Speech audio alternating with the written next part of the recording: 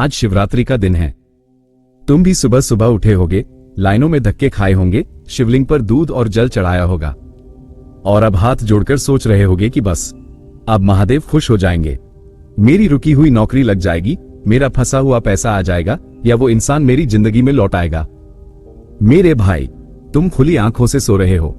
तुम्हें क्या लगता है इस पूरे ब्रह्मांड को चलाने वाले शिव को तुम्हारे एक लोटे जल की भूख है? नहीं, ये सिर्फ जल चढ़ाने का दिन नहीं है। तुम जिस एक चीज के लिए दिन रात खून के आंसू रो रहे हो, जिसके पीछे तुम पागलों की तरह भाग रहे हो, वो तुम्हारी हकीकत नहीं है। वो इस माया का बिछाया हुआ सबसे बड़ा, सबसे खूंखार जाल है और तुम खुशी खुशी उस जाल में फंसकर खुद को बर्बाद कर रहे हो। शिवरात्रि सिर्फ एक त्योहार नहीं, इस जाल को चीर कर बाहर निकलने की वो खौफनाक रात है जिसे 99% लोगों ने कभी समझा ही नहीं। लेकिन जरा रुको, तुम जिस तकलीफ को, जिस कर्जे को या जिस धोखे को अपनी किस्मत मानकर रो रहे हो, हमारे प्राचीन मांडुक्य उपनिषद ने इस धोखे का एक असली नाम बताया है और वो नाम सुनकर आज तुम्हारे पैरों तले जमीन खिसक जाएगी। मांडुक्य उपनिषद साफ शब्दों में कहता है कि तुम एक जागता हुआ सपना देख रहे हो। इसे जागृत अवस्था का भ्रम कहते हैं। जरा सोचो, रात को 3 बजे जब अचानक तुम्हारी आंख खुलती है तो तुम्हारी छाती पर एक अजीब सा बोझ होता है। कल क्या होगा? पैसे कहां से आएंगे? लोग क्या कहेंगे? ये घबराहट, ये डर तुम्हें अंदर ही अंदर खा रहा है। तुम्हें लगता है ये तुम्हारी जिंदगी की सच्चाई है, लेकिन उपनिषद कहता है ये कोई हकीकत नहीं है। ये कलयुग का एक ऐसा गहरा दलदल है, एक ऐसा मायाजाल है जो जानबूझकर तुम्हारे दिमाग में डाला गया है ताकि तुम हमेशा डरे रहो। तुम डरोगे तभी तो तुम इस माया के गुलाम बने रहोगे। तुम अपनी खुशियों की चाबी दूसरों के हाथों में देकर खुद एक भिखारी की तरह जिंदगी काट रहे हो। पर ये तो सिर्फ शुरुआत है। अगर तुम सच में इस दलदल में घुट घुट कर मरना नहीं चाहते तो शिव पुराण में इस चक्रव्यूह को तोड़ने का एक परम शून्यता वाला रहस्य बताया गया है। वो रहस्य तुम्हें आज की रात इसी वक्त जानना ही होगा। शिव पुराण को अगर तुम गहराई से समझोगे तो वो एक ही बात चीख चीख कर कहता है, असली शिवलिंग बाहर किसी मंदिर के पत्थर में नहीं है। तुम बाहर मंदिरों में शांति ढूंढ रहे हो और तुम्हारे अंदर 24 घंटे एक युद्ध चल रहा है। असली ताकत, असली शिव तुम्हारे मस्तक के बिल्कुल बीचों बीच उस परम शून्य गहरी शांति में बैठे हैं। ये वो जगह है, वो अवस्था है जहां पहुंचकर दुनिया का हर डर, हर कर्जा, हर धोखा और हर टेंशन एक पल में भस्म होकर राख हो जाता है। जब तुम शिवलिंग पर जल चढ़ाते हो तो वो सिर्फ पत्थर को ठंडा करना नहीं है, वो तुम्हारे इस उबलते हुए, भागते हुए और रोते हुए दिमाग को शांत करने का इशारा है। जिस पल तुमने अपने भीतर की इस शून्यता को छू लिया, उस पल इस दुनिया का कोई भी इंसान, कोई भी ताकत तुम्हें रुला नहीं सकती। लेकिन एक सबसे बड़ा सवाल, क्या तुमने कभी सोचा है कि तुम्हारे ही अंदर दबी ये परम शांति आज तक ब्लॉक क्यों पड़ी है? तुम्हारा असली दुश्मन कोई बाहर का इंसान नहीं, बल्कि वो है जो तुम्हारे बहुत बहुत करीब है। तुम्हारा वो सबसे बड़ा दुश्मन तुम्हारा अपना ये काय और डरपोक मन है। यही मन है जो तुम्हें दिन भर डराता है, तुम्हें ओवरथिंकिंग करवाता है, तुम्हें लोगों के सामने झुकने पर मजबूर करता है। आज शिवरात्रि की इस महान रात पर तुम्हें कोई दूध या फूल नहीं चढ़ाना है। आज तुम्हें अपने अंदर के इस डरपोक मन की बलि देनी है। आज इस मन की गर्दन काटकर शिव के चरणों में रख दो। शिव का असली जागरण रातों को जागना नहीं है, शिव का जागरण है भीतर से जागना। अपने डर को हमेशा के लिए मार देना। कह दो अपने मन से कि आज के बाद मैं किसी इंसान से, किसी हालात से भीख नहीं मांगूंगा। मैं शिव का अंश हूं, मैं भीख मांगने नहीं, राज करने आया हूं। लेकिन सावधान, जब तुम आज रात अपने इस मन की बलि देने जाओगे तो माया इतनी आसानी से तुम्हें आजाद नहीं करेगी। वो तुम पर अपना पहला और सबसे जहरीला वार करेगी। वो वार क्या होगा और उससे कैसे बचना है? कान खोलकर सुनो। माया का वो पहला और सबसे जहरीला वार होगा तुम्हारे अपने लोगों के तानों, धोखे और असफलता के रूप में। जैसे ही तुम तय करोगे कि अब मुझे रोना नहीं है, अब मुझे अपनी जिंदगी बदलनी है, वैसे ही यह माया तुम्हारे चारों तरफ मुसीबतों का पहाड़ खड़ा कर देगी। याद है समुद्र मंथन? जब देवताओं और असुरों ने अमृत निकालने के लिए सागर मथा था तो सबसे पहले क्या निकला था? अमृत नहीं, सबसे पहले निकला था हलाहल जहर। वो जहर जो पूरी सृष्टि को जला सकता था। आज तुम्हारी जिंदगी भी वही समुद्र मंथन है मेरे भाई। जब तुम कुछ बड़ा करने निकलोगे तो सबसे पहले गालियां मिलेंगी, दोस्त साथ छोड़ेंगे, पैसा डूबेगा और लोग तुम्हें नीचा दिखाएंगे। यही तुम्हारी जिंदगी का हलाहल जहर है। एक आम इंसान, एक कमजोर इंसान इस जहर को पी लेता है और डिप्रेशन में घुट घुट कर मर जाता है। लेकिन अगर तुम आम इंसान नहीं हो, तो अष्टावक्र गीता के पन्नों में छुपा वो एक ब्रह्मास्त्र तुम्हारी जान बचा सकता है। वो ब्रह्मास्त्र जिसने महलों में रहने वाले राजा जनक का भी दिमाग फाड़ कर रख दिया था। अष्टावक्र गीता का वो ब्रह्मास्त्र, वो परम ज्ञान है, साक्षी भाव। महर्षि अष्टावक्र कहते हैं कि तुम ये हाड़ मांस का पुतला नहीं हो, तुम ये रोने वाला मन नहीं हो, तुम बस एक देखने वाले हो, एक साक्षी। जब जिंदगी तुम्हें धोखा दे, जब अपना ही कोई तुम्हारी पीठ में छुरा घोंपे, तो रो मत, शिव की तरह बनो। शिव ने उस हलाहल जहर को ना तो उगला और ना ही शरीर के अंदर जाने दिया। उन्होंने उस जहर को अपने गले में रोक लिया और नीलकंठ बन गए। आज से जब भी कोई तुम्हें बेइज्जत करे, तुम्हें ताना मारे, तो उस जहर को अपने दिल तक मत उतरने दो। रिएक्ट मत करो, गालियां मत दो, उसे गले में रोक लो। सोचो कि ये सब एक नाटक चल रहा है और तुम दर्शक दीर्घा में बैठकर बस इस ड्रामे को देख रहे हो। तुम कहोगे, भाई खामोश कैसे रहूं? अंदर तो बदले की आग लगी है, कलेजा जल रहा है। तो सुनो, इस आग को बुझाने का नहीं, बल्कि इस आग को भड़काने का वो खौफनाक तरीका क्या है? अपनी धड़कनों को थाम लो। बहुत से भाई मुझसे सवाल पूछते हैं कि भाई, जब अपना ही कोई लूट ले, जब सालों का भरोसा एक पल में टूट जाए, तो सीने में जो आग लगती है उसका क्या करे? अरे मेरे शूरवीर, मेरे भाई, महादेव को देखो। जब उनकी सबसे प्रिय, उनकी पत्नी सती ने अग्नि में अपनी जान दे दी थी, तो क्या महादेव कोने में बैठकर रोए थे? क्या उन्होंने डिप्रेशन की गोलियां खाई थी? नहीं, शिव ने तांडव किया था। उनके क्रोध की आग ने पूरे ब्रह्मांड को हिलाकर रख दिया था। तुम्हारे सीने में जो वो आग लगी है ना, उसे अपने आंसुओं से मत बुझाओ। उस आग को अपनी तरक्की, अपनी मेहनत और अपने कर्म की भट्टी में झोंक दो। दुनिया को रोकर मत दिखाओ, अपना साम्राज्य खड़ा करके दिखाओ। पर याद रखना, कोई भी कर्म, कोई भी तांडव करने से पहले एक 5 सेकंड का नियम है। अगर तुमने इस नियम को तोड़ दिया, तो तुम्हारा सारा तांडव, सारी मेहनत एक पल में मिट्टी में मिल जाएगी। आज से, अभी से पलटकर सफाई देना या किसी को भी जवाब देना बिल्कुल बंद। जब तुम्हारा बॉस तुम पर चिल्लाए, जब तुम्हारा अपना इंसान तुम्हें नीचा दिखाए, तो तुरंत रिएक्ट मत करना। सिर्फ 5 सेकंड के लिए पत्थर बन जाना, उसकी आंखों में देखना और खामोश रहना। तुम्हारी वो 5 सेकंड की खामोशी सामने वाले के अहंकार को बीच से चीर कर रख देगी। उसे समझ नहीं आएगा कि तुम टूट क्यों नहीं रहे। यही है नीलकंठ होने की असली ताकत। अपने शब्दों को बर्बाद मत करो, अपनी ऊर्जा को बचाओ। लेकिन तुम्हारी यह खामोशी, ये ताकत तभी काम करेगी जब तुम्हारी तीसरी आंख खुली हो। और वो तीसरी आंख कैसे खुलेगी? इसका जो रहस्य शिव सूत्रों में लिखा है, वो तुम्हारे पैरों तले से जमीन खींच लेगा। शिव सूत्र का एक बहुत ही गुप्त पन्ना कहता है, विस्मय योग भूमिका। इसका मतलब क्या है? इसका सीधा सा मतलब है कि जब तुम अपनी जिंदगी के इस पूरे दुख भरे नाटक को, इस रोने धोने को, धोखे को और पैसे की तंगी को एक फिल्म की तरह मजे से देखने लगोगे, तो तुम इस माया के खेल के असली मदारी बन जाओगे। तुम्हें दर्द इसलिए हो रहा है क्योंकि तुम इस नाटक को सच मान बैठे हो। तुम इस खेल के एक मोहरे बन गए हो। जिस दिन तुम खुद को इस खेल से अलग कर लोगे, जिस दिन तुम मुस्कुरा कर कहोगे कि वाह, माया क्या शानदार खेल खेल रही है, उसी पल तुम्हारा सारा दर्द भाप बनकर उड़ जाएगा। पर तुम अपनी जिंदगी का ये नाटक दूर से देख क्यों नहीं पाते? क्योंकि तुम्हारी दोनों आंखों पर एक ऐसा पर्दा पड़ा है जिसे सिर्फ और सिर्फ एक ही चीज जलाकर राख कर सकती है। वो चीज है तुम्हारी समझ, तुम्हारी तीसरी आंख। तुम्हारी ये चमड़ी की 2 आंखें तुम्हें सिर्फ और सिर्फ दुनिया का धोखा दिखा रही हैं। वो मुझे छोड़ गया, मेरे पास पैसा नहीं है, मैं बर्बाद हो गया। ये सब इन 2 आंखों का भ्रम है। अपनी तीसरी आंख खोलो। शिव की तीसरी आंख कोई जादू या चमत्कार नहीं है, वो उनका परम विवेक है। उनकी वो समझ है जो आर पार देख लेती है। जिस दिन तुम्हारी ये विवेक रूपी आंख खुल गई, तुम्हें समझ आ जाएगा कि इस दुनिया में ना कोई तुम्हारा अपना है, ना कोई पराया। जो आ रहा है उसे आने दो, जो जा रहा है उसे जाने दो। तुम सिर्फ अपने केंद्र में, अपनी शून्यता में टिके रहो। पर तुम्हारी इस तीसरी आंख को खोलने से तुम्हें कौन रोक रहा है?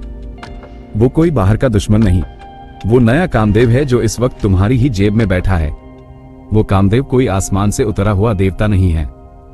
वो कामदेव तुम्हारा फोन है, तुम्हारी वो गंदी आदतें हैं।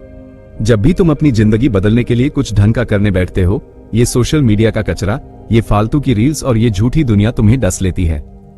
तुम दूसरों की झूठी खुशियां देखकर खुद को कोसने लगते हो। शिव ने कामदेव को अपनी तीसरी आंख से भस्म कर दिया था, क्योंकि उसने शिव के ध्यान को तोड़ने की कोशिश की थी। आज शिवरात्रि की इस आग में अपनी नजरों से इस मोबाइल वाले कामदेव को, इस फालतू के लालच को हमेशा के लिए भस्म कर दो। और जिस पल तुम इस कचरे को भस्म करोगे, तुम्हारे अंदर एक ऐसी जादुई, एक ऐसी भयंकर ताकत पैदा होगी जो सीधा इस पूरे ब्रह्मांड को तुम्हारे आगे घुटनों के बल झुका देगी। वो ताकत है तुम्हारा अचूक ध्यान, तुम्हारा परम फोकस। जब इंसान का ध्यान भटकना बंद हो जाता है तो वो जो सोचता है वो हकीकत बन जाता है। शिव जब ध्यान में बैठते हैं तो पूरी सृष्टि रुक जाती है, समय थम जाता है। जिस दिन तुम्हारा ध्यान अर्जुन के तीर की तरह अपने लक्ष्य पर गड़ गया, जिस दिन तुमने दुनिया की फालतू बकवास को अनसुना कर दिया, यकीन मानो पूरी की पूरी दुनिया तुम्हारे कदमों में आकर गिरेगी। सफलता तुम्हारे पीछे पागलों की तरह भागेगी, क्योंकि अब तुम उसे मांग नहीं रहे, तुम उसके लायक बन चुके हो। लेकिन दुनिया तुम्हारे कदमों में तब तक नहीं गिरेगी जब तक तुम उस एक चीज का घमंड नहीं छोड़ देते जिसके बारे में गीता के पन्नों में सीधा सीधा एक खौफनाक सच लिखा है। वो खौफनाक सच है मुट्ठी भर राख। क्या तुमने कभी सोचा है कि तीनों लोकों के स्वामी, देवों के देव महादेव अपने पूरे शरीर पर शमशान की राख क्यों लपेट कर रखते हैं? वो कोई श्रृंगार नहीं है, वो तुम्हें, मुझे और इस पूरी दुनिया को एक नंगा सच याद दिलाने का तरीका है। तुम आज जिस नई गाड़ी के लिए सीना तान कर चल रहे हो, जिस बैंक बैलेंस का तुम घमंड कर रहे हो, या जिस इंसान के छोड़ जाने पर तुम आज छाती पीट पीट कर रो रहे हो, वो सब और तुम्हारा ये खुद का शरीर एक दिन शमशान की आग में जलकर मुट्ठी भर राख होने वाला है। जब सब कुछ राख ही होना है तो फिर इस फालतू की माया का इतना घमंड क्यों, इतना रोना क्यों?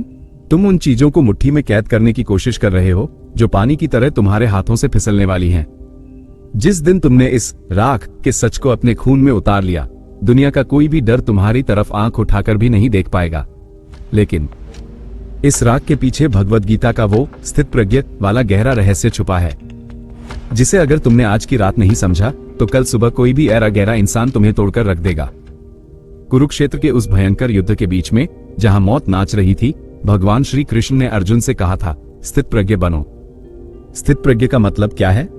इसका सीधा सा मतलब है अपनी बुद्धि को, अपने दिमाग को एक पत्थर की तरह मजबूत कर लेना। आज के इंसान की सबसे बड़ी बीमारी क्या है? जब उसे थोड़ी सी सफलता मिलती है, थोड़ा सा पैसा आता है, तो वो हवा में उड़ने लगता है, लोगों को नीचा दिखाने लगता है। और जब जिंदगी थोड़ा सा धक्का देती है, नौकरी चली जाती है या कोई धोखा देता है, तो वो कमरे में बंद होकर डिप्रेशन की गोलियां खाने लगता है। माया तुम्हारे इसी रिएक्शन का तो फायदा उठाती है, तुम्हें कठपुतली की तरह नचा रही है। श्री कृष्ण कहते हैं कि जब सब कुछ तुम्हारी मर्जी का हो तो हवा में मत उड़ो, और जब सब कुछ छिन जाए तो टूटकर मत रो, चट्टान बन जाओ जिससे टकराकर तूफान भी अपना रास्ता बदल ले। तो क्या इसका मतलब यह है कि हम पैसा कमाना छोड़ दें? क्या हम सब कुछ त्याग कर हिमालय में जाकर साधु बन जाएं? इस सवाल का जो कड़वा जवाब है वो तुम्हें अंदर तक झकझोर कर रख देगा। जवाब है बिल्कुल नहीं। सब कुछ छोड़कर हिमालय भाग जाना कोई बहादुरी नहीं है, वो कायरता है। असली योद्धा वो नहीं जो जंग का मैदान छोड़कर भाग जाए। असली योद्धा वो है जो इसी दुनिया के कीचड़ में रहे, जो करोड़ों रुपए कमाए, जो अपने परिवार को राजाओं वाली जिंदगी दे, लेकिन अंदर से वो एक हिमालय जैसा शांत योगी हो। पैसा तुम्हारी जेब में होना चाहिए, तुम्हारे दिमाग में नहीं। जब तुम अंदर से खाली और शांत होगे, तभी तुम बाहर की दुनिया में सबसे भयंकर तांडव कर पाओगे। शिव को देखो, उनके पास दुनिया का सारा जहर भी है और चांद की शीतलता भी। तुम्हें भी बिल्कुल वैसा ही बनना है। इस दुनिया को जीतो, लेकिन इस दुनिया के गुलाम मत बनो।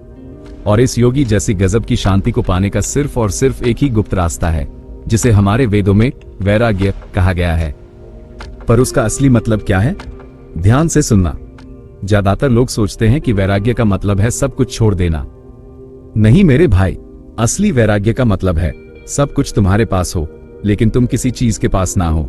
दुनिया की हर महंगी चीज का इस्तेमाल करो, अच्छे कपड़े पहनो, गाड़ियों में घूमो, इस माया के खेल के साथ जमकर खेलो, लेकिन उन्हें अपने मन की लगाम कभी मत पकड़ाओ। उन्हें अपनी खुशियों का रिमोट कंट्रोल मत दो। अगर कल वो गाड़ी टूट जाए या वो इंसान चला जाए तो तुम्हारी सांसें नहीं रुकनी चाहिए, तुम्हारी मुस्कान नहीं जानी चाहिए। जिस चीज के बिना तुम जी नहीं सकते, असल में वो चीज तुम्हारी मालिक बन चुकी है। और शिव का अंश कभी किसी का गुलाम नहीं हो सकता। लेकिन कड़वा सच तो यह है कि तुम्हारी जिंदगी की लगाम, तुम्हारा रिमोट कंट्रोल अभी भी तुम्हारे बीते हुए कल, तुम्हारे पास्ट के पास बंधा हुआ है। इसे आज इसी पल आजाद कैसे करना है? अथर्ववेद के इस महाकाल अस्त्र को सुनो। महादेव के हाथ में जो त्रिशूल है, तुम्हें क्या लगता है वो सिर्फ एक हथियार है? अरे मेरे भाई, वो त्रिशूल तुम्हारा बीता हुआ कल, पास्ट, तुम्हारा आज, प्रेजेंट, और तुम्हारा आने वाला कल, फ्यूचर है। जरा अपने गिरेबान में झांक कर देखो, तुम आज भी अपने उस बीते हुए कल को लेकर रो रहे हो। उसने मेरे साथ ऐसा क्यों किया? मेरे पैसे क्यों डूब गए? मैं हार क्यों गया? तुम अपने भूतकाल की लाश को अपने कंधों पर लादकर आज भी ढो रहे हो। सड़ रही है वो लाश और उसकी बदबू तुम्हारी आज की जिंदगी को बर्बाद कर रही है। शिव का वो त्रिशूल उठाओ और अपने उस बीते हुए कल की छाती में गाड़ दो। जो बीत गया वो राख है, उस राख को उड़ा दो, उसे छाती से लगाकर मत बैठो। पर यह त्रिशूल हवा में नहीं चलेगा। इसे चलाने के लिए अथर्ववेद में काल, समय का एक ऐसा खौफनाक रहस्य खोला गया है जिसे सुनते ही तुम एक पल में महाकाल बन जाओगे। अथर्ववेद में साफ शब्दों में लिखा है, काल, समय ही साक्षात भगवान है। तुम बीते हुए कल का रोना रोते हो और आने वाले कल, भविष्य से कांपते हो। कल मेरी ईएमआई कैसे जाएगी? कल मुझे नौकरी से निकाल दिया तो? माया तुम्हारे दिमाग में कल का खौफ पैदा करती है और तुम्हें आज का दिन जीने ही नहीं देती।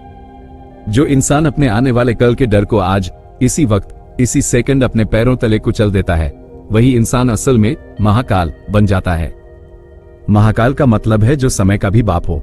जब तुम्हारे अंदर से ये कल का डर खत्म हो जाएगा तो मौत भी तुम्हारे सामने हाथ जोड़कर खड़ी होगी। तुम्हारा दिमाग तो हिल गया होगा, लेकिन मुझे पता है कल सुबह जब तुम्हारी आंख खुलेगी तो ये माया फिर से तुम्हें डराएगी। इस डरपोक मन को हमेशा के लिए काबू कैसे करें? वो पक्का नियम क्या है? ध्यान से सुनो। वो नियम है अपनी लगाम वापस छीनना। तुम भूल गए हो कि तुम इस शरीर रूपी रथ के असली मालिक हो। तुम्हारा ये मन सिर्फ एक घोड़ा है और तुमने क्या किया है? तुमने रथ की लगाम इस बेवकूफ घोड़े अपने मन के दांतों में दे रखी है। वो जिधर चाहता है तुम्हें घसीटता हुआ ले जाता है। मन कहता है आज उदास होने का मन है तो तुम उदास हो जाते हो। मन कहता है आज रोने का मन है तो तुम रोने लगते हो। लानत है ऐसी जिंदगी पर। आज से, अभी से अपने इस मन का गिरेबान पकड़ो और अपनी लगाम वापस खींचो। अपने मन को हुक्म देना सीखो कि चुपचाप बैठ, जैसा मैं कहूंगा वैसा तू करेगा। जब मालिक जागता है तो गुलाम की कांपने की औकात नहीं होती। पर सिर्फ एक बार डांटने से ये जिद्दी मन नहीं मानेगा। ये बार भाग तुम्हें धोखा देगा। इसे हमेशा के लिए अपना गुलाम बनाने के लिए मैंने एक ऐसी चीज तैयार की है जो तुम्हारी जिंदगी हिला देगी। मैंने तुम्हें शुरू में ही कहा था, मैं तुम्हें यहां कोई मीठी लोरी सुनाने नहीं आया हूं। तुम्हें इस माया के दलदल से, इस रोज रोज के रोने और घुटने से बाहर खींचने के लिए मैंने इन प्राचीन वेदों और पुराणों की राख से एक ऐसा खौफनाक अस्त्र तैयार किया है। ये कोई गले में बांधने वाला ताबीज नहीं है और ना ही कोई जादू की छड़ी है। ये एक ऐसा पक्का हथियार है जो सीधा तुम्हारे मन की गर्दन पर वार करेगा। वो अस्त्र क्या है और वो तुम्हें कैसे मिलेगा, वो मैं तुम्हें इस वीडियो के बिल्कुल आखिर में दूंगा। पूरा सच जानने के बाद ही तुम्हें वो मिलेगा। लेकिन एक बात अपने कानों में तेल डालकर सुन लेना, अगर तुम उस अस्त्र का इस्तेमाल रोजाना करने की हिम्मत नहीं रखते, अगर तुम्हारे अंदर अनुशासन, डिसिप्लिन नाम की चीज नहीं है, तो वो तुम्हारे लिए कचरे के डिब्बे से ज्यादा कुछ नहीं है। वो सिर्फ उनके लिए है जो इस कीचड़ से बाहर आने के लिए अपनी जान दांव पर लगाने को तैयार हैं। पर और उस अस्त्र को चलाने के लिए तुम्हें वो परम गूंज चाहिए जिस गूंज पर आज पूरी दुनिया नाच रही है। वो गूंज क्या है और वो तुम्हारे दिल की धड़कन को कैसे रोकेगी, अगले 1 मिनट में जानो। वो गूंज कोई बाहर का डीजे या संगीत नहीं है मेरे भाई। हमारे प्राचीन नाद बिंदु उपनिषद में एक बहुत ही खौफनाक सच लिखा है। उसमें लिखा है कि यह पूरी की पूरी दुनिया, ये पहाड़, ये इंसान, ये पैसा, सब कुछ सिर्फ और सिर्फ एक गूंज है, एक ध्वनि है जिसे वेदों में नाद कहा गया है। जरा गहराई से सोचो, तुम्हारी जिंदगी में जो ये फालतू की परेशानियां हैं, जो तुम्हारा कलेजा फट रहा है, जो ये गरीबी और धोखे का नाटक चल रहा है, ये कोई असली बीमारी नहीं है। ये तुम्हारे मन के अंदर बजने वाली एक गलत गूंज है, एक बेसुरी थाप है जिसने तुम्हारे पूरे दिमाग का तालमेल बिगाड़ कर रख दिया है। जब तक तुम्हारे भीतर ये रोने वाली गूंज बजती रहेगी, दुनिया की कोई भी ताकत तुम्हें बाहर से खुश नहीं कर सकती। लेकिन तुम्हारे मन की इस बेसुरी और गलत गूंज को सही करने का एक बटन है, और वो बटन साक्षात महादेव के डमरू में छुपा है, जिसे बड़े बड़े ज्ञानी आज जाकर समझ पाए हैं। तुम्हें क्या लगता है महादेव हाथ में डमरू लेकर सिर्फ बजाने के लिए घूमते हैं? नहीं, शिव का वो डमरू इस पूरे ब्रह्मांड का धड़कता हुआ दिल है। जब इंसान अपने उबलते हुए दिमाग को शांत करके उस डमरू की थाप को अपने भीतर महसूस करता है, तो एक जादू होता है। तुम्हारे दिल की धड़कन, तुम्हारी सांसें सीधा इस ब्रह्मांड की परम शक्ति के साथ जुड़ जाती हैं। तुम्हारी वो ओवरथिंकिंग, वो घबराहट और वो सारा फालतू का डर उसी पल उस डमरू की गूंज में घुटकर मर जाता है। तुम्हारे अंदर एक ऐसी शांति उतरती है जिसे कोई तूफान भी नहीं हिला सकता। लेकिन सबसे बड़ी दिक्कत और सबसे बड़ी मौत तो रात में आती है। जब तुम बिस्तर पर लेटते हो, नींद नहीं आती और दिमाग एक घोड़े की तरह भागने लगता है। उस खौफनाक वक्त में ये डमरू तुम्हारी कैसे मदद करेगा? ध्यान से सुनो। बहुत से भाई मुझसे कहते हैं कि भाई पूरा दिन तो जैसे तैसे कट जाता है, लेकिन रात को ये फालतू बातें दिमाग को खा जाती है, नींद नहीं आती, क्या करे? अरे मेरे भाई, तुम्हारा दिमाग एक बिगड़ा हुआ रेडियो बन चुका है जो 24 घंटे सिर्फ दूसरों के दिए हुए दर्द के पुराने और सड़े हुए गाने बजा रहा है। आज रात जब तुम बिस्तर पर लेटना तो अपनी आंखें बंद करना और उस बिगड़े हुए रेडियो को बंद करके अपने मन में डमरू की उस परम थाप या ओम की गूंज को उतारना। अपना पूरा ध्यान सिर्फ उस थाप पर लगा देना। मैं वेदों की कसम खाकर कहता हूं, जब तुम्हारा मन उस डमरू की थाप से जुड़ जाएगा तो तुम्हें नींद नहीं, तुम्हें सीधी समाधि लगेगी। तुम उस परम शांति में चले जाओगे। पर ये गूंज, ये डमरू, ये नाद, सब कुछ तब तक बेकार है जब तक तुम अपने ही मुंह से निकलने वाले जहर को नहीं रोकते। तुम्हारा अपना मुंह ही तुम्हारा सबसे बड़ा दुश्मन बन चुका है। क्या तुम जानते हो? तुम्हारे मुंह से निकला एक एक शब्द तुम्हारा अपना मंत्र है। तुम शीशे के सामने खड़े होकर खुद को गालियां देते हो। तुम कहते हो, मेरी तो किस्मत ही खराब है, मैं तो बर्बाद हो गया, मेरा तो कुछ नहीं हो सकता। अरे मूर्ख इंसान, तुम किसी और को नहीं, खुद को श्राप दे रहे हो। तुम अपने ही शब्दों से अपनी कब्र खोद रहे हो। शिव का अंश कभी लाचार नहीं हो सकता। आज, अभी, इसी सेकंड से खुद को बदनसीब बोलना, रोना और भीख मांगना बिल्कुल बंद कर दो। अपने आप से कहो, मैं अजय हूं, मुझे कोई नहीं तोड़ सकता। और जिस पल तुम खुद को कमजोर बोलना बंद करोगे, ठीक उसी पल तुम्हारे अंदर वो भयंकर तांडव शुरू होगा जो तुम्हारी पूरी हकीकत, तुम्हारी पूरी किस्मत को पलट कर रख देगा। वो तांडव क्या है? अपनी सांसें थाम लो। लोग सोचते हैं कि शिव का तांडव कोई तबाही है, कोई विनाश है। अरे मेरे भाई, तांडव का असली मतलब है अपने भीतर जमी हुई उस फालतू की गंदगी, उस डर और उस आलस को हमेशा के लिए जलाकर भस्म कर देना। शिवरात्रि की रात जो तांडव होता है वो इस बात का सबूत है कि जब जब पुरानी सड़ी हुई आदतें इंसान को जकड़ने लगती हैं, तब तब महादेव अपने भीतर की आग जलाकर उन आदतों का सिर काट देते हैं। तुम्हारे अंदर भी वही शिव बैठे हैं, लेकिन तुम क्या कर रहे हो? तुम बिस्तर पर पड़े पड़े सोच रहे हो कि किस्मत खुद ब खुद बदल जाएगी। अरे बिना तांडव किए, बिना अपने अंदर की इस कायरता को जलाए, तुम्हारी ये बदनसीबी कभी पीछा नहीं छोड़ेगी। लेकिन इस तांडव को सिर्फ मंदिर में नाचने से कुछ नहीं होगा। इसे अपनी रोजमर्रा की जिंदगी में, अपने काम में उतारने का जो अचूक तरीका वेदों ने बताया है, उसे कर्म योग कहते हैं। क्या है ये कर्म योग? तुम ऑफिस में काम करते हो, दुकान चलाते हो या पढ़ाई करते हो और मुंह लटकाए रहते हो कि बोरिंग काम है, दिल नहीं लग रहा। अरे मेरे भाई, आज तुम जो भी काम कर रहे हो उसे सिर्फ पेट भरने का जरिया मत समझो। उसे इतनी शिद्दत से, इतनी ईमानदारी और परफेक्शन से करो कि वो काम ही तुम्हारी सबसे बड़ी पूजा बन जाए। जब तुम पूरी ताकत से अपना काम करते हो तो तुम्हारे हाथ से किया गया वो हर एक एक्शन साक्षात महादेव का अभिषेक बन जाता है। दुनिया में कोई भी काम छोटा या बड़ा नहीं होता, तुम्हारी नीयत छोटी या बड़ी होती है। पर तुम्हारी सबसे बड़ी बीमारी क्या है? तुम काम शुरू करने से पहले ही फल के बारे में सोचने लगते हो। पैसे कितने मिलेंगे, लोग क्या कहेंगे? इस बीमारी को जड़ से उखाड़ने का वो खौफनाक तरीका सुनो। गीता का सबसे बड़ा और सीधा नियम है, कर्मण्येवाधिकारस्ते मा फलेषु कदाचन।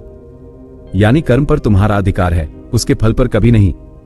तुम दिन रात इसी टेंशन में घुटते रहते हो कि रिजल्ट मेरे मुताबिक क्यों नहीं आया। अरे पगली औलाद, रिजल्ट देना तुम्हारा काम है ही नहीं, वो ब्रह्मांड का, महादेव का ठेका है। तुम्हारा काम सिर्फ अपना 100% देना है, बिना किसी रोने धोने के मैदान में डटे रहना है। जिस दिन तुमने फल की चिंता छोड़कर सिर्फ और सिर्फ अपने कर्म पर ध्यान देना शुरू कर दिया, उस दिन तुम्हें हराने वाला इस पूरी धरती पर कोई पैदा नहीं हो सकता। तो आज रात, इसी वक्त, तुम्हें अपने अंदर की उस आलस और कल पर टालने वाली बीमारी के खिलाफ कौन सा सबसे पहला बड़ा कदम उठाना है? ध्यान से सुनो। आज रात सोने से पहले अपने अंदर बैठे उस सुस्त, काम टालने वाले और बहाने बनाने वाले इंसान का तांडव करके हमेशा के लिए सर्वनाश कर दो। खुद से कहो कि कल सुबह जब अलार्म बजेगा तो मैं 1 सेकंड की भी देरी किए बिना सीधा खड़ा हो जाऊंगा। कोई बहाना नहीं चलेगा। आज इस आलस की लाश को जलाकर राख कर दो। जिस दिन तुमने अपने इस छोटे छोटे आलस पर जीत हासिल कर ली, उस दिन तुम्हारी बड़ी से बड़ी जीत के रास्ते अपने आप खुल जाएंगे। लेकिन इस आलस को मिटाने के बाद तुम्हें अपने मन और अपनी बुद्धि, लॉजिक और इमोशन दोनों को एक करना होगा। वो अर्धनारीश्वर का ऐसा खौफनाक और गहरा विज्ञान है जो तुम्हारे होश उड़ा देगा। तुमने मंदिरों में महादेव के उस रूप के दर्शन किए होंगे जहां वो आधे शिव और आधी शक्ति यानी अर्धनारीश्वर रूप में है। दुनिया इसे सिर्फ एक मूर्ति समझती है, पर वेदों का सच इसके बिल्कुल विपरीत है। अर्धनारीश्वर कोई मूर्ति नहीं है मेरे भाई, ये तुम्हारे अपने ही दिमाग का सबसे बड़ा और खौफनाक हैक है। तुम्हारे अंदर दो हिस्से हैं, एक तरफ है तुम्हारा लॉजिक, तुम्हारा दिमाग, तुम्हारी बुद्धि, और दूसरी तरफ है तुम्हारे जज्बात, तुम्हारा दिल, तुम्हारी भावनाएं। आज इंसान बर्बाद क्यों हो रहा है? क्योंकि उसका दिमाग कुछ और कहता है और उसका दिल किसी और के पीछे भागता है। दोनों में 24 घंटे जंग छिड़ी रहती है। जिस दिन तुम्हारे दिमाग का ये तर्क और तुम्हारा दिल दोनों एक बिंदु पर आकर मिल गए, समझ लेना कि तुम्हारे भीतर साक्षात अर्धनारीश्वर जाग चुके हैं। और जिस दिन ये अद्भुत तालमेल बन गया, तुम वेदों के उस सबसे बड़े और खुफिया सत्य तक पहुंच जाओगे जिसे अद्वैत वेदांत कहा जाता है। क्या है वो अद्वैत वेदांत? उसका महावाक्य है अहम ब्रह्मास्मि और शिवोहम, यानी तुम और ये पूरा का पूरा ब्रह्मांड दो अलग अलग चीजें नहीं हो। तुम अलग नहीं हो, तुम वही परम ऊर्जा हो जो इन तारों को, इन हवाओं को और इस पूरी सृष्टि को चला रही है। तुम खुद को दो कौड़ी का लाचार और एक छोटा सा इंसान समझ बैठे हो। अरे मूर्ख, तुम्हारे भीतर जो खून दौड़ रहा है वो इस ब्रह्मांड की सबसे खतरनाक ताकत का हिस्सा है। जिस दिन तुम्हारी ये खोपड़ी इस बात को स्वीकार कर लेगी कि मैं ही वो शक्ति हूं, उस दिन दुनिया की कोई भी ताकत तुम्हें झुका नहीं पाएगी। तुम ब्रह्मांड के हिस्से नहीं, तुम खुद ब्रह्मांड हो। पर सबसे बड़ा दर्द तो तब होता है जब अपने ही लोग, जिन पर तुम जान छिड़कते हो, वो तुम्हें अकेला छोड़कर चले जाते हैं। उस अकेलेपन के जहर को अपनी ताकत कैसे बनाएं? ध्यान से सुनो।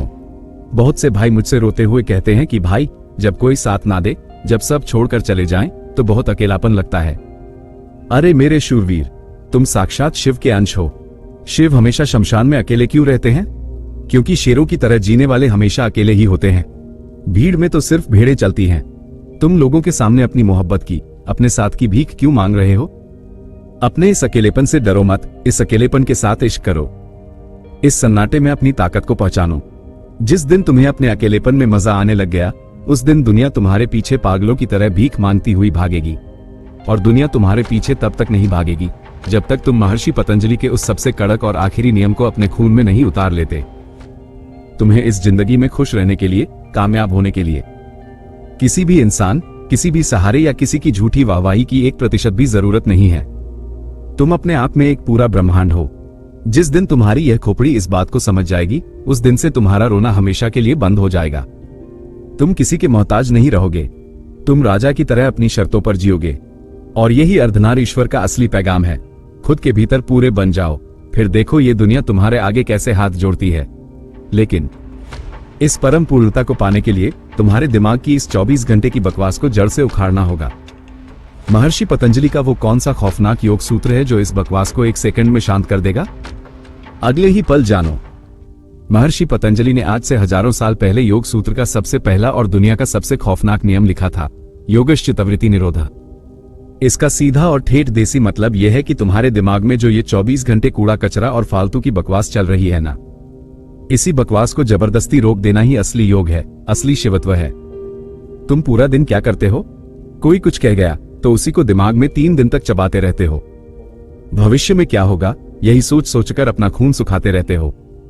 अरे मूर्ख इंसान, ये तुम्हारा दिमाग नहीं है, यह एक पागल कुत्ता बन चुका है जो हर आती जाती गाड़ी पर भौंक रहा है। इस पागल कुत्ते को रस्सी से बांधने का वक्त आ गया है।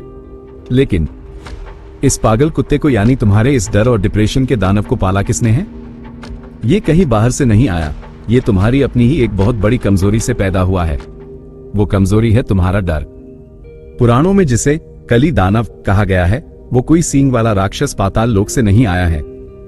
वो दानव और कोई नहीं बल्कि तुम्हारा अपना ये काया मन है जो हर वक्त तुम्हारे कान में आकर फुसफुसाता है, तू हार जाएगा, तुझसे नहीं होगा, लोग क्या कहेंगे। और तुम क्या करते हो? तुम उस काया की बात मानकर सहम जाते हो, कोने में बैठकर कांपने लगते हो। अरे तुम्हारे पास साक्षात विवेक की वो महातलवार है जिसे महादेव ने तुम्हें दिया है। आज शिवरात्रि की इस रात पर उस तलवार को म्यान से बाहर खींचो और अपने अंदर बैठे इस डर के दानव की गर्दन एक झटके में धड़ से अलग कर दो। पर यह दानव इतना जिद्दी है कि तुम इसकी गर्दन काटोगे और यह फिर से जिंदा हो जाएगा। ये बार बार जिंदा क्यों होता है? क्योंकि तुम अभी भी एक बहुत बड़ी बीमारी से जकड़े हुए हो। उस बीमारी का नाम है मोह। रिश्तों से, पैसों से, पुरानी यादों से और इस झूठी शान से चिपके रहने की गंदी बीमारी। तुम हर उस चीज से कसकर चिपक जाते हो जो तड़पाने के लिए बनी है। जब कोई इंसान या कोई चीज तुमसे दूर होने लगती है तो तुम्हारी सांसें रुकने लगती हैं।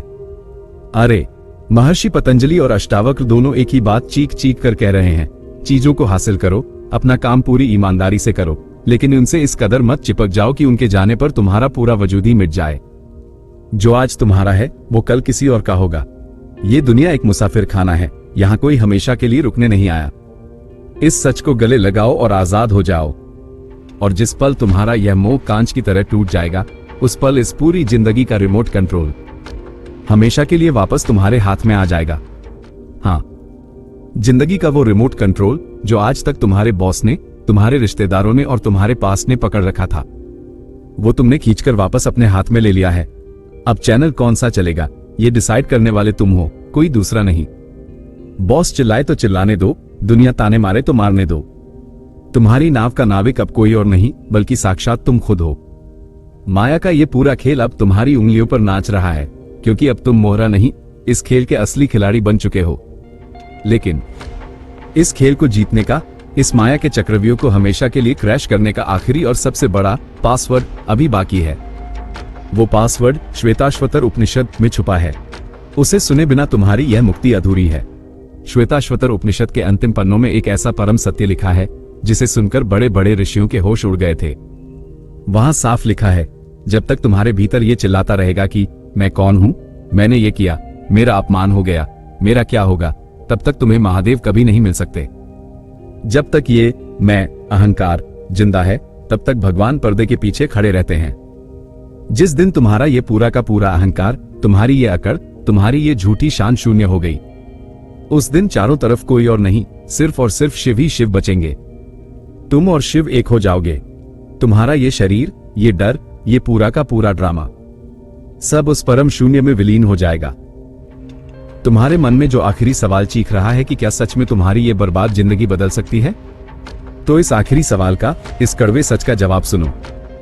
बहुत से भाई मुझसे रोते हुए पूछते हैं कि भाई, क्या सच में मैं इस दलदल से बाहर आ सकता हूं? मेरी तो उम्र निकल गई, मैंने तो जिंदगी भर पाप किए हैं, गलतियां की हैं। अरे मेरे नासमझ भाई, महादेव के लिए समय, टाइम नाम की कोई चीज है ही नहीं। वो महाकाल हैं। तुम जिस पल अपनी आंखें खोल लोगे, जिस पल तुम तय कर लोगे कि बस अब बहुत हो गया, वही पल तुम्हारा नया जन्म है। अपने बीते हुए कल की सड़ी हुई लाश को आज इसी शिवरात्रि की रात पर मिट्टी में दफना देना। आज रात जब तुम अपने बिस्तर पर लेटना, तो अपने दोनों खाली हाथ आसमान की तरफ उठा देना। महादेव के आगे अपनी पूरी चौखट खोल देना और कह देना, हे महादेव, ये शरीर, ये थका हुआ दिमाग और ये दुनिया भर का फालतू बोझ सब तेरा है। मैं आज से खाली हूं, तू जो चाहे वह कर ले। बस उसी एक सेकंड में तुम इस पूरी कायनात से, इस माया के हर जाल से हमेशा के लिए परम आजाद हो जाओगे। लेकिन इस आजादी को टिकाए रखने के लिए, इस माया के चक्रव्यूह से हर रोज लड़ने के लिए, तुम्हें एक ऐसे पक्के अस्त्र की जरूरत है जिसके बारे में मैंने तुमसे वादा किया था। अब वो घड़ी आ गई है। सुनो, मैं यहां तुमसे कोई बिजनेस करने नहीं बैठा हूं। जो भाई मुझसे कहते हैं कि भाई हमारे पास ऑनलाइन पेमेंट करने का साधन नहीं है, नेट बैंकिंग नहीं है, या हम पैसे नहीं दे सकते, उनके लिए हमने इस पूरी साधना के ज्ञान को फ्री पीडीएफ के रूप में बिल्कुल मुफ्त कर दिया है। जाओ, डिस्क्रिप्शन से डाउनलोड करो और अपनी जिंदगी बदलो। और जिन भाइयों को लगता है कि भाई मोबाइल से नहीं पढ़ा जाता, हमें तो पन्नों को हाथ से छूकर, अपनी उस कॉपी पर खुद लिखकर, फोटोकॉपी करवाकर अपनी 108 दिन की साधना करनी है, उनके लिए हमने इस 108 दिन की साधना वाली बुक को बिना किसी 1 रुपए के मुनाफे के कॉस्ट टू कॉस्ट प्रिंट करवाकर आपके लिए तैयार किया है। हम इसमें कोई बिजनेस नहीं कर रहे। ये सिर्फ उन भाइयों के लिए है जो इस कीचड़ से सच में बाहर निकलना चाहते हैं। एक बात कान खोलकर सुन लेना, अगर तुम इस साधना बुक को मंगाकर सिर्फ अलमारी में सजा कर रख लोगे, तो ये किसी कचरे के डिब्बे से भी बदतर है। अगर तुम्हारे अंदर हर रोज सुबह उठकर इस साधना को रोजाना रेगुलर इस्तेमाल करने का अनुशासन नहीं है, तो भाई इसे मत मंगाना। ये सिर्फ उनके लिए है जो अपनी जिंदगी की कमान खुद अपने हाथों में लेना चाहते हैं। जैसे ही तुम ऑर्डर करोगे, अगले 2 से 3 दिन के अंदर यह बुक पूरी तरह पैक होकर तुम्हारे घर के रास्ते पर निकल जाएगी और ठीक 7 से 10 दिनों के भीतर ये तुम्हारे हाथों में होगी। हाँ, एक छोटी सी बात और, अगर कभी तुम्हारे पास गलती से 169 रुपए का कोई कच्चा बिल या इनवॉइस आ जाए तो उसके लिए हम पहले ही हाथ जोड़कर माफी मांगते हैं, क्योंकि यह उस लॉजिस्टिक्स और प्रिंटिंग का न्यूनतम खर्चा है जो सीधे उस प्रिंटिंग प्रेस तक जाता है। हमारा मकसद सिर्फ तुम तक यह अस्त्र पहुंचाना है। और अब इस वीडियो को खत्म करने से पहले मैं तुम्हें वो सबसे बड़ा सपना, वो सबसे खूंखार मिशन बताना चाहता हूं, जिसके लिए आज आशुतोष ओरा की यह फौज खड़ी हो रही है। मेरा सपना कोई छोटा मोटी भीड़ इकट्ठा करना नहीं है। हम चाहते हैं कि इस पूरे भारतवर्ष में 50 लाख ऐसे युवाओं की फौज खड़ी हो जो इस माया के चक्रव्यूह से पूरी तरह आजाद हो। हम चाहते हैं कि एक ही दिन, एक ही वक्त पर ये 50 लाख लोग एक साथ बैठकर उस साधना को करें, उस परम ऊर्जा को महसूस करें। सोच कर देखो, जिस दिन भारत के कोने कोने में ये 50 लाख स्थित प्रज्ञ योद्धा जाग जाएंगे, उस दिन इस देश की कोई भी माया, कोई भी गुलामी हमें झुका नहीं पाएगी। हम इस आध्यात्मिक क्रांति को घर घर तक पहुंचाना चाहते हैं। इसीलिए इतनी रात गए, इतनी मेहनत से यह ज्ञान तुम्हारे लिए पिरोया गया है। अब फैसला तुम्हारा है। चाहो तो उस फ्री पीडीएफ से अपनी शुरुआत करो, या चाहो तो उस कॉस्ट टू कॉस्ट बुक को अपने घर मंगाओ। लिंक नीचे डिस्क्रिप्शन में है, अभी जाओ और अपना फैसला लो। लेकिन जाने से पहले कमेंट बॉक्स में अपनी गवाही देनी पड़ेगी। बिना कमेंट किए कोई आगे नहीं बढ़ेगा। नीचे उतरो और पूरी ताकत, पूरी दहाड़ के साथ लिखो, मैं अजय हूं, मेरे अंदर शिव जाग चुका है। अगर यह ज्ञान तुम्हारे रोंगटे खड़े कर गया हो तो इस वीडियो को लाइक करो, उन सभी भाइयों तक शेयर करो जो आज इस दलदल में घुट रहे हैं, और चैनल को अभी सब्सक्राइब करो, क्योंकि अगली मास्टर क्लास तभी खुलेगी जब इस परिवार का हर एक सदस्य अपनी हाजिरी लगाएगा। उठो मेरे शूरवीर।